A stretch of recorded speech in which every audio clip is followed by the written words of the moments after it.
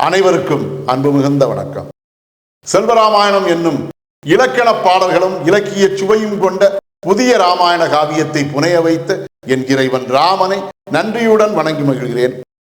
செல்வராமாயணம் பருவம் 3 அயோத்தி பருவம், காலம் 8 பரதன் காலம்.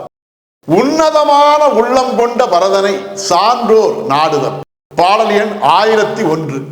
உன்னதமே ஆனவனை உண்மையிலும் மேலவனை தன்மனத்தால் ராமனுக்கும் தாயனல் போல் மாலவனை துன்பத்தின் வடிவினனாய் துயர் தாங்கும் கோளவனை நன்மை எண்ணும் அப்பெரியோர் நாடு நெஞ்சாய் சூழ்ந்தனரே. இதுவே 1001வது பாடல். இந்த பாடலுக்கான விளக்கத்தை காண்போம். உன்னதமே ஆனவனை உண்மையிலும் மேலவனை என்கிற முதல் வரிக்கான விளக்கம்.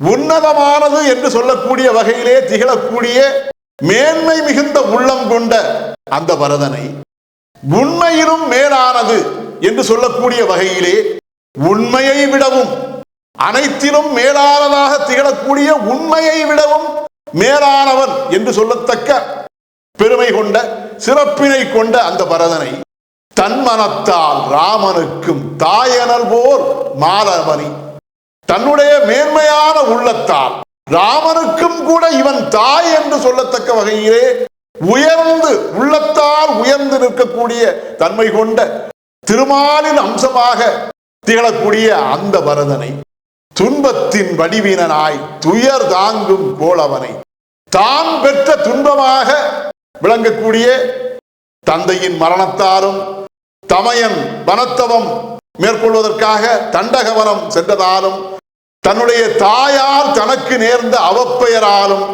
தான் தாங்கிய துன்பங்கள் யாவையும் தான் பெற்ற துன்பங்கள் யாவையும் தாங்கிக் கொண்ட காரணத்தால் துன்பம் கொண்ட உள்ளத்துடன் தான் பெற்ற துயர் யாவையும் தாங்கிக் கொள்ளக்கூடிய கோளை போலவே நிற்கக்கூடிய அந்த சிறப்பு மிகுந்த பரதனை நன்மை எண்ணும் அப்பெரியோர் நாடு நெஞ்சாய் சூழ்ந்தனரே.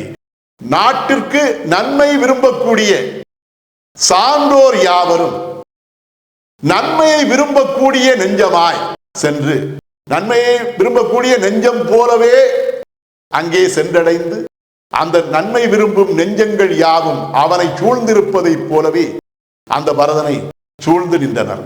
இதுவே 1001வது பாடலுக்கான விளக்கம். செல்வராமாயணத்தின் 1002வது பாடல் மற்றும் அதன் விளக்கம் ஆகியவற்றை அடுத்த பகுதியில் காண்போம்.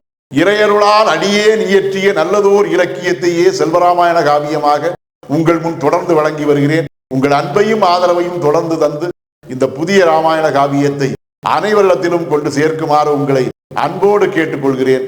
அனைவருக்கும் நன்றி, வணக்கம்.